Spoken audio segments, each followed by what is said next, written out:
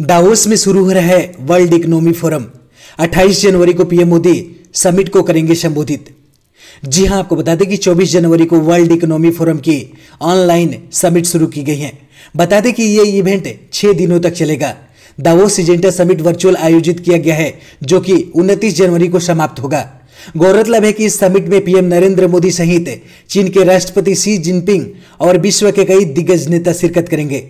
लेकिन खबर आ रही है कि इस समिट में अमेरिका के नए राष्ट्रपति जो बाइडेन और ब्रिटिश पीएम बोरिस जॉनसन शामिल नहीं होंगे। फोरम के मुताबिक पीएम मोदी समिट में 28 जनवरी को भाषण देंगे। वहीं चीन के राष्ट्रपति इस इवेंट में 25 जनवरी को अपना संबोधन देंगे। गौरतलब है कि इस ऑनलाइन इवेंट में भारत की तरफ से केंद्रीय कृषि मंत्री नरेंद्र सिंह तोमर, स्वास्थ्य मंत्री हर्षवर्धन, पेट्रोलियम एंड स्टील मंत्री धर्मेंद्र प्रधान, नितिन गडकरी, स्मृति ईरानी और पीयूष गोयल शामिल होंगे। देश के इन बड़े नेताओं के अलावा कई बड़े कारोबारी भी इस समिट का हिस्सा बनेंगे। इनमें से मुकेश अंबानी, गौतम अडानी, पवन मुंजाल, आनंद महिंद्रा, सलील पारेख, रिजर्व बैंक के पूर्व गवर्नर रघुराम राजन और टाटा स्टील के सीईओ टी नरेंद्रन के नाम प्रमुख हैं।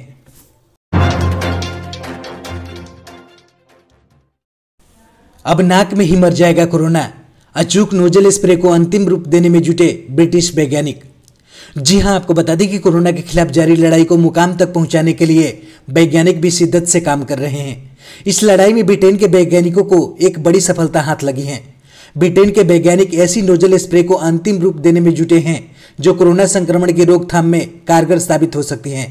समाचार एजेंसी पीटीआई ने इस ब्रिटेन के एक अखबार की रिपोर्ट के हवाले से बताया कि एक नोजल स्प्रे 2 दिनों तक कोरोना संक्रमण को रोक सकती है। बर्मिंघम विश्वविद्यालय के वैज्ञानिक बड़े पैमाने पर उत्पादन के लिए इस नोजल स्प्रे का निर्माण करने में जुटे हैं। उम्मीद है कि कुछ महीनों के बाद यह नोजल स्प्रे दवा की दुकानों पर उपलब्ध होगी। अध्ययन के प्रमुख शोधकर्ता डॉक्टर रिचर्ड स्मोक ने द संडे टेलीग्राफ को बताया है कि उन्हें एक नोजल स्प्रे के फॉर्मूले पर पूरा भरोसा है कि यह कोरोना वायरस की रोकथाम में मददगार साबित होगी, ताकि लोगों को शारीरिक दूरी जैसे एहतियातों से छुटकारा मिल सके और स्कूली बच्चों को फिर से स्कूल भेजा जा सके।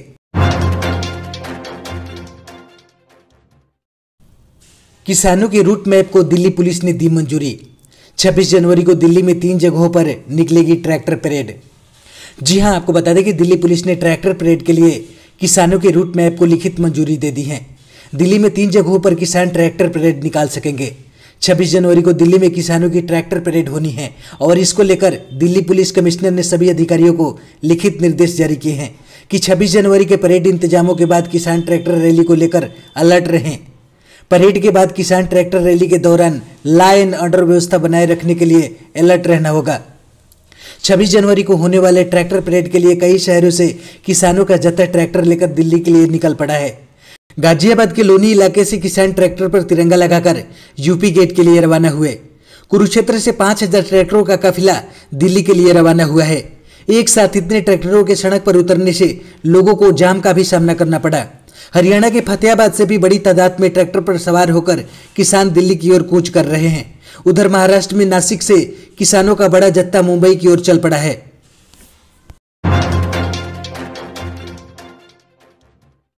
तांडव विवाद पर करणी सेना का ऐलान, कहा अपमान करने वालों की जीभ काटने वाले को मिलेगा 1 करोड़ रुपए का इनाम। जी हां, आपको बता दें कि वेब सीरीज तांडव को लेकर घमासान जारी है। तांडव सीरीज को लेकर हर रोज नए मामले सामने आ रहे हैं। अब करणी सेना ने एक अजीबोगरीब ऐलान किया है। करणी सेना की ओर से ऐलान किया गया है कि तांडव वेब सीरीज में जिन कलाकारों ने अपमान किया है उनकी जुबान काटकर लाने वाले को 1 करोड़ रुपए का पुरस्कार दिया जाएगा। तांडव वेब सीरीज पर विवाद थमने का नाम ही नहीं ले रहा है। महाराष्ट्र करणी सेना के अध्यक्ष अजय सिंह सेंगर ने एक न्यूज एजेंसी से कहा कि तांडव वेब सीरीज के जिन कलाकारों ने और जिन लोगों ने हिंदू देवी देवताओं का अपमान किया है, उन अपमान करने वालों की जो जुबान काट कर लाएगा उसे महाराष्ट्र करणी सेना 1 करोड़ रुपए का पुरस्कार देगी।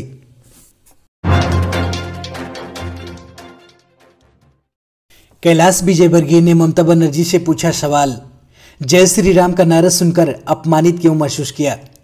जी हां, आपको बता दें कि भाजपा के वरिष्ठ नेता कैलाश विजयवर्गीय ने रविवार को दावा किया कि पश्चिम बंगाल की मुख्यमंत्री ममता बनर्जी ने नेताजी सुभाष चंद्र बोस की जयंती पर आयोजित कार्यक्रम में जय श्री राम का नारा लगाने के बाद भाषण देने से इनकार कर दिया, क्योंकि वह जनता के एक हिस्से का तुष्टीकरण करना चाहती हैं। भाजपा के राष्ट्रीय महासचिव विजयवर्गीय ने आरोप लगाया कि मुख्यमंत्री राज्य की 9 करोड़ जनता में से महज 30% लोगों की जरूरतों और हितों के प्रति संवेदनशील हैं।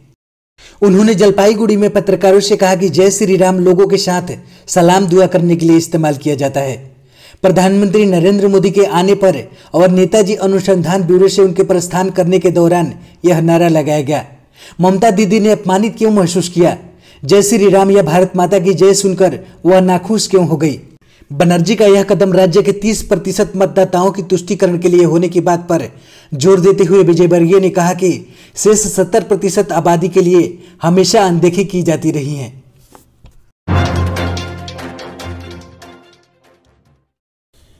एमसीडी कर्मचारियों के हड़ताल की वजह से दिल्ली में लगे कूड़े के अंबार, बीजेपी आप की लड़ाई में पिस रही जनता। जी हां, आपको बता दें कि दिल्ली के कई इलाकों में कचरे की वजह से लोगों का जीना मुहाल हो गया है। वेतन और पेंशन की मांग कर रहे दिल्ली नगर निगम के कर्मचारियों ने 7 जनवरी से अनिश्चितकालीन हड़ताल शुरू कर दी है, जिसकी वजह से दिल्ली के कई इलाकों में कूड़े का अंबार लग गया है। स्ट्राइक का सबसे बुरा असर उत्तरी दिल्ली नगर निगम और पूर्वी दिल्ली नगर निगम के क्षेत्रों में पड़ा है। खास तौर से सफाई कर्मियों के काम पर नहीं जाने से दिल्ली का बड़ा हिस्सा कूड़ा हो गया है। बाजारों और रिहायशी इलाकों में कई दिनों तक कचरा नहीं उठा है। इस हालात को लेकर बीजेपी और आम आदमी पार्टी के नेता एक दूसरे पर आरोप लगा रहे हैं।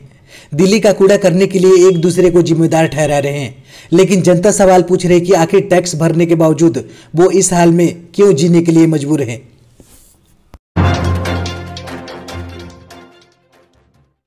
दिल्ली में 4 डिग्री तक गिर सकता है पारा। एमपी राजस्थान पर रहेगा शीतलहर का प्रकोप। जी हां, आपको बता दें कि राजधानी दिल्ली में रविवार को घने कोहरे की चादर में छाई रही। यहां विजिबिलिटी कम होकर 100 मीटर तक हो जाने से ट्रैफिक प्रभावित रहा। वहीं राजस्थान में ज्यादातर हिस्सों में रात का तापमान सामान्य से अधिक बना हुआ है। मौसम विभाग ने बताया कि मध्य प्रदेश में अगले 3 दिन तक शीतलहर रहने की संभावना है।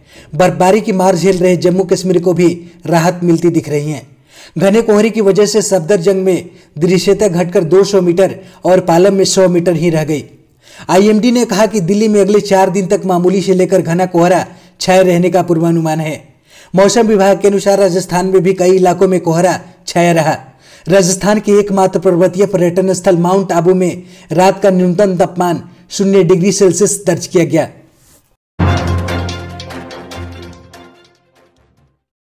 प्रियंका गांधी का वार, कहा मोदी सरकार किसानों के लिए कर रही नाकाबंदी।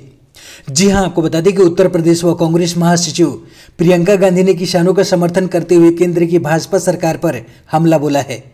प्रियंका गांधी ने कविता के अंदाज में लिखा, भाजपा और सूट बूट वालों की जुगलबंदी है, किसानों का हक छीनने को ये नाकाबंदी है।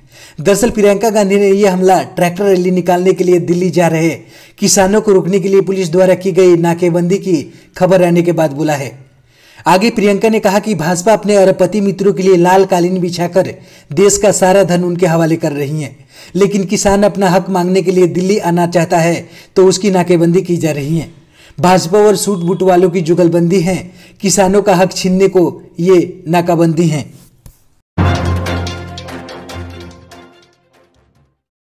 पिछले 24 घंटों में कोरोना संक्रमण के 14,849 नए मामले।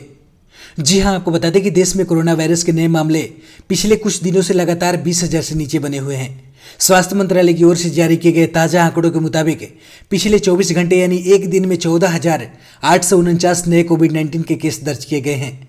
इसी के साथ देश में कोरोना संक्रमण के कुल मामले 1 करोड़ 6 लाख हो गए हैं। दूसरी ओर बीते 24 घंटों में 155 मरीजों की मौत हो गई है। देश में कोरोना वायरस से अब तक 1,53,339 लोगों की जान गई है। इसी बीच भारत में दुनिया का सबसे बड़ा वैक्सीनेशन प्रोग्राम चल रहा है। आंकड़ों के मुताबिक पिछले 24 घंटों में ठीक हुए मरीजों की संख्या 15,948 है, जबकि अब तक कुल 1,03,16,786 मरीज कोविड-19 को मात देने में सफल रहे हैं। देश में कोरोना के एक्टिव केस घटकर 1.84 लाख रह गए हैं। रिकवरी रेट की बात करें तो यह मामूली बढ़ोतरी के साथ 96.83% पर है।